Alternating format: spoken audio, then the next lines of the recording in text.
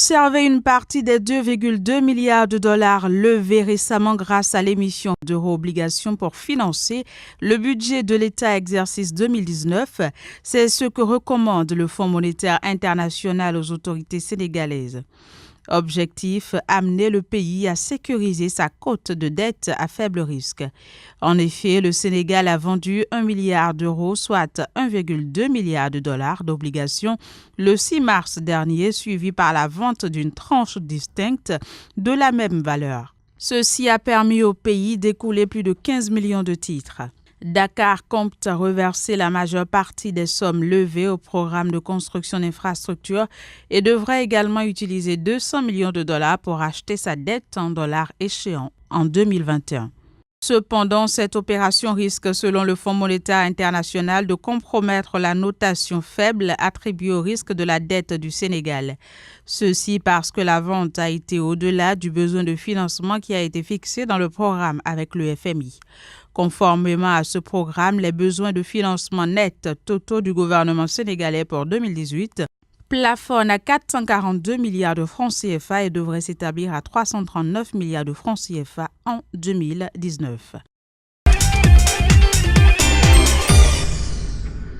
98,2 millions de dollars US, c'est la somme que la Banque africaine de développement entend décaisser au profit de l'État du Sénégal. Il s'agit d'un nouveau financement devant servir à la réalisation d'un projet de réaménagement des 172 km de l'axe routier Sénoba-Ziguinchor-Mpac, ainsi qu'au désenclavement de la zone méridionale du Sénégal. Avec ce financement, près de 165 km de routes départementales, de pistes rurales de désenclavement et de voiries urbaines devraient également être réhabilitées ou construites. L'objet visé par les autorités sénégalaises est de réduire les coûts de transport, les points de contrôle douaniers ainsi que le délai de prise en charge des personnes victimes des accidents de la route. Le présent projet permettra aussi d'augmenter la capacité de transformation des produits agricoles et d'améliorer l'accessibilité et les conditions de vie des populations alentours.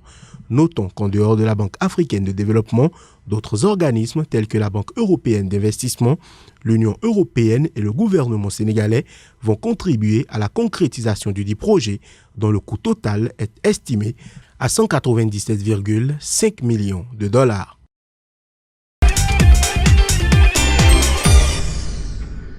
Après 3 jours de discussion sur des thèmes de grande importance pour la sous-région ouest africaine, le rideau est tombé sur la 21e session du comité intergouvernemental des experts de l'Afrique de l'Ouest organisé à Cotonou au Bénin par le bureau ouest africain de la Commission économique des Nations Unies pour l'Afrique. Nous avons discuté des questions relatives à l'intégration régionale de façon générale.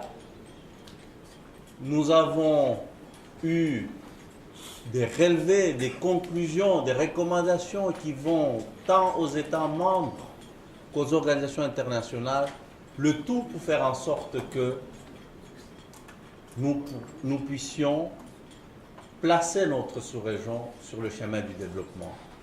Au terme de cette session, les experts recommandent à la CEA d'approfondir et d'élargir les analyses sur les expériences des pays en matière de diversification économique.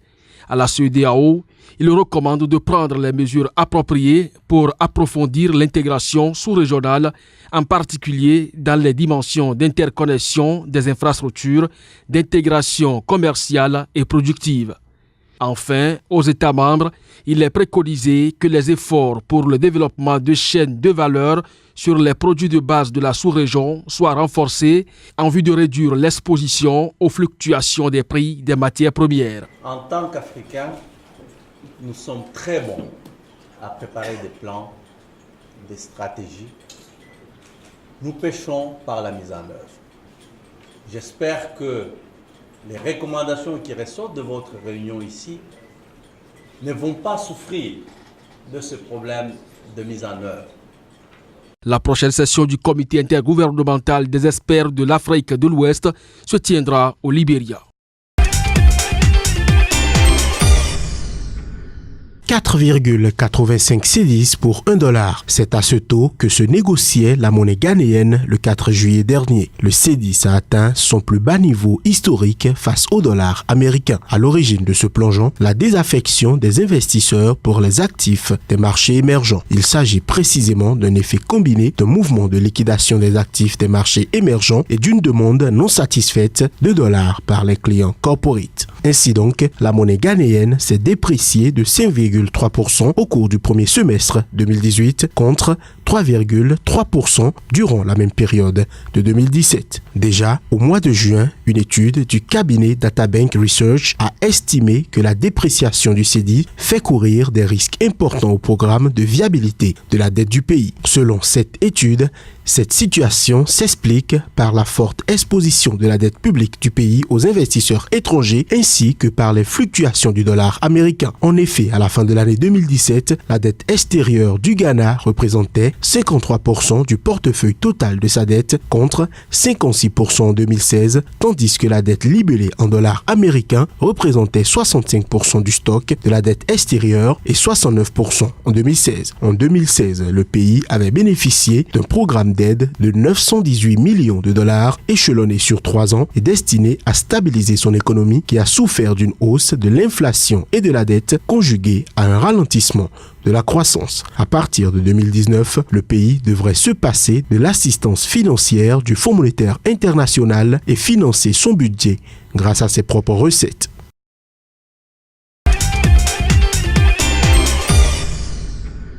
L'économie nigériane est la plus exposée au risque du terrorisme en Afrique. C'est ce qui ressort du rapport intitulé 2018 Safety Risk Index, diligenté par la société Lloyds. Ce rapport indique que l'économie nigériane pourrait perdre près de 437 millions de dollars par an en matière de produit intérieur brut à cause des risques liés au terrorisme. Cette estimation classe le Nigeria au 3e rang des économies les plus exposées au terrorisme dans le monde, juste derrière l'Irak et la Turquie. Sur le continent africain, Abuja tient le haut du pavé juste devant le Caire avec qui il fait partie du top 10 mondial. Les pertes du terrorisme au Nigeria se manifestent surtout au niveau des infrastructures, mais elles affectent aussi la confiance des investisseurs. De plus, la faible résilience de l'économie nigériane augmente considérablement le risque de son exposition aux actions terroristes menées principalement par la secte Boko Haram. Le 2018 Safety Risk Index soutient par ailleurs que le risque de vulnérabilité pourrait être de plus en plus important au vu de la tendance ascendante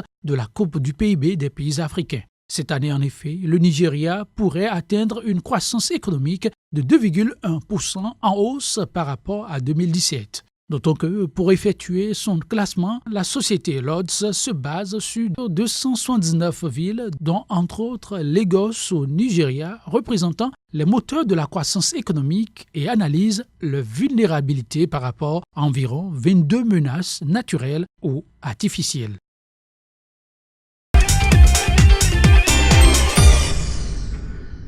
Véritable outil d'intégration, de facilitation de transport et de libre circulation des biens et des personnes, le poste de contrôle juxtaposé de Malanville à cheval entre le Bénin et le Niger n'est toujours pas opérationnel.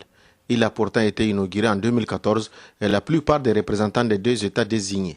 Selon la représentation de l'UEMOA au Niger, qui a organisé un voyage de presse en collaboration avec l'Organisation internationale pour la migration, les problèmes sont d'ordre administratif liés à la formation au regard de la mauvaise expérience du poste de contrôle juxtaposé de Saint-Cancé entre le Togo et le Burkina Faso. Depuis 2 ou 3 ans, nous réunissons régulièrement les acteurs, c'est-à-dire les transporteurs, les chauffeurs, les fonctionnaires de police, des douanes, de la gendarmerie et même les populations. Nous avons eu à travailler avec l'ensemble des populations de Gaïa et de Malanville pour les impliquer dans le processus. Car comme vous le savez, les postes de contrôle sont venus s'implanter entre Malanville et Gaïa. Bon, mais il ne faudrait pas que ces postes constituent maintenant une entrave disons, à la libre circulation des personnes qui résident à Gaïa et à Malanville. Donc, il faudrait impliquer ces différentes populations, ce que nous avons fait. durant ces dernières années et nous réunissons justement les conditions pour que ces populations soient suffisamment impliquées. Au niveau du Bénin, l'ensemble des représentants sont désignés et travaillent déjà en collaboration avec certains de leurs homologues nigériens à l'image des administrations douanières qui sont déjà interconnectées. Restent ceux de la Chambre de commerce du Niger qui posent certaines conditions et c'est une des raisons du retard de la mise en service du poste de contrôle juste à poser. Ce qui se passe au niveau des frontières, quand on lève un carnet au niveau du port de transit, arrivé au niveau de la frontière, le pays de destination lève aussi un autre carnet au niveau de sa frontière. Et ce n'est pas ça l'objectif. L'objectif, nous voulons qu'un seul carnet suive la marchandise jusqu'à la fin et que cette caution, puisqu'il y a des quotas, donc les deux pays maintenant ils se partagent cette caution. Donc le pays qui a prélevé doit restituer la quote-part de l'autre pays. Malheureusement, c'est un problème. Et aujourd'hui, la Chambre de commerce dit qu'il faut que ces détails soient réglés entre nous et le Bénin avant vraiment la mise en service de ces PCJ. Puisqu'on a vu ailleurs, il y avait tellement de problèmes.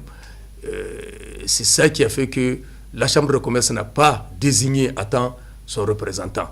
Au-delà de l'aspect économique, le poste de contrôle juste à poser permettra de filtrer le passage des migrants. L'Organisation internationale pour la migration a déjà équipé le poste de matériel adéquat et l'assistance sera assurée. 17,6 milliards de francs CFA, c'est la somme que la Côte d'Ivoire entend décaisser ce 28 juin pour payer aux ayants droit la marge semestrielle et rembourser partiellement son emprunt islamique dénommé Soukouk État de Côte d'Ivoire 5,75% 2015-2020. Au total, 2,616 milliards de francs CFA seront consacrés au paiement de la marge semestrielle tandis que 15 milliards de francs CFA seront alloués au remboursement du capital.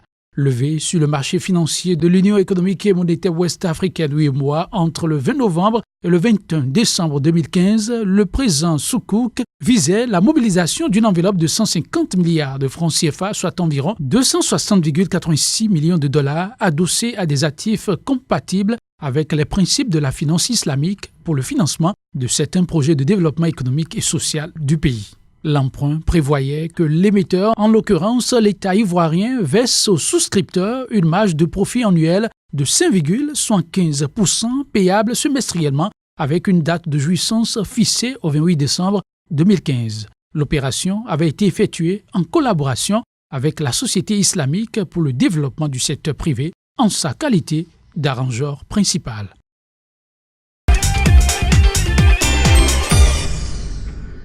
Dans son rapport 2018 sur la cherté de la vie, l'entreprise américaine Mercer révèle que la ville la plus chère pour les expatriés sur le continent africain est Luanda. Cette ville occupe désormais la 6e place mondiale contre la première place en 2017. Selon les experts, cette performance s'explique par une baisse du marché de l'immobilier dans la capitale angolaise d'une part et une forte dépréciation du kwanza par rapport au dollar d'autre part. Luanda cède donc sa place à Hong Kong qui monte d'une marche sur le podium alors qu'elle occupait la 2e place dans l'édition 2017 du classement. Deuxième ville africaine la plus chère en 2018, N'Djamena. La capitale tchadienne occupe en effet la 8e place du classement et porte donc à 2 le nombre de villes africaines dans le top 10 mondial. En dehors de Luanda et de N'Djamena, 8 autres capitales africaines se classent dans le top 50 mondial du classement. Il s'agit de Libreville 18e, Victoria 21e, Abidjan 24e, Kinshasa 37e, Lagos 42e, Yaoundé 43e et Bangui 48e. Un classement que le cabinet Mercer a effectué en se basant sur plusieurs critères comme le coût du transport, du logement, de la nourriture, de l'habillement, des loisirs et des appareils ménagers dans les villes étudiées. Au total, 209 villes à travers le monde ont été étudiées, dont 42 africaines.